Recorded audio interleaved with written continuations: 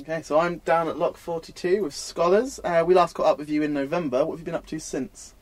Since November, we've been on tour with the lovely Canterbury and Mallory Knox, which was an amazing experience, which was really, really good. We've been getting ready to release our brand new album, which is coming out on the 10th. So I think that's mainly what we've been up to, really. Lovely. You've got a single coming out before the album, Black and Blue, on the 1st of April. What can you tell us about that? Is it a good song? Yeah, it's all right. It's a song about kind of she-devil, kind of praise on on young males, and it's one of those kind of classic kind of watch out, she'll get you songs. But yeah, it's got sort of like is it an Arab Baptist or whatever they're called? Yeah, like a trapeze artist. She's kind of the embodiment of the evil she devil in the video.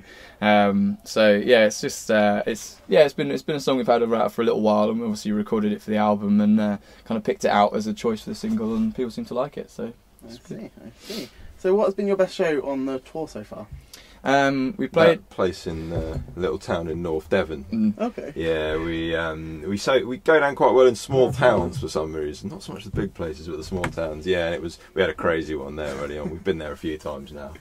And that's quite nice to find somewhere quite niche. Niche is the word. Yeah.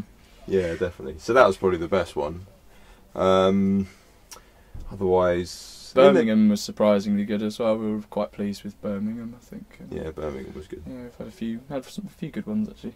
Excellent. Have you got any plans to play any more festivals this year? Any festivals this year?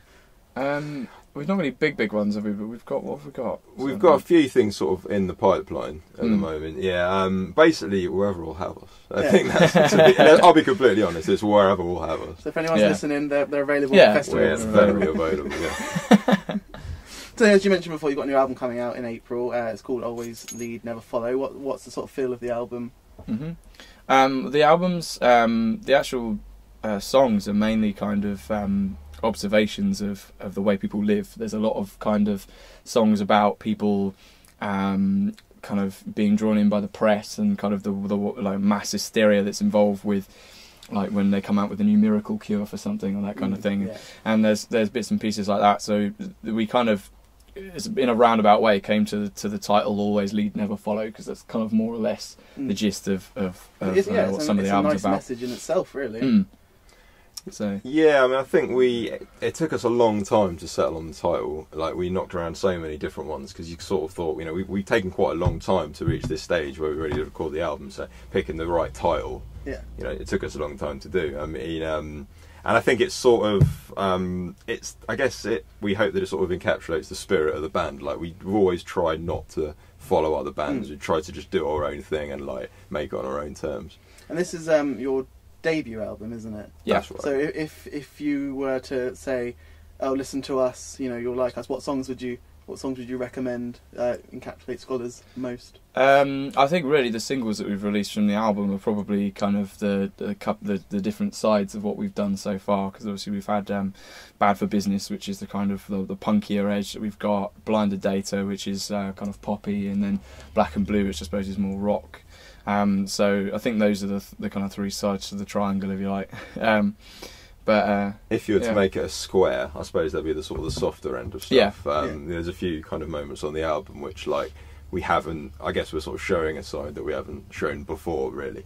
So a couple of tracks off that. There's a song called Scaredy Cat which we play live, which is kind of a little bit. It's not necessarily softer, but it's a little bit more downbeat, and so that's kind of a different side to us, I think. So I was looking on your Facebook, and it seems like you've been trying your hand at newsreading. Who's been the best? Who's been the best at that? Chris is the best. Yeah, that was good. It was his idea. I think he kind of engineered the whole thing. He's just always wanted to be a newsreader. Yeah, he was like, we're going to. Well, one of the when we were on tour with Mallory Knox in Canterbury, the singer from Mallory Knox told me on a couple of occasions, he said I had the best voice he'd ever heard. Yeah. I don't know if it was like totally speaking a compliment. Voice. Yeah, like speaking voice. Yeah, not singing voice. I don't do any singing ever. But he said I should definitely try and get sort of like voiceover work, any sort of that thing. I could see that. Yeah, so he's been a real inspiration to me, and I thought, this will be the first step in that particular career direction. You know, sort of like testing my hand at news reading. Excellent. So your new album's out on April 10th. It's called Always Lead, Never Follow. It comes out the 8th. 8th. Yeah, the album release date's on the show is on the 10th. Okay. Right.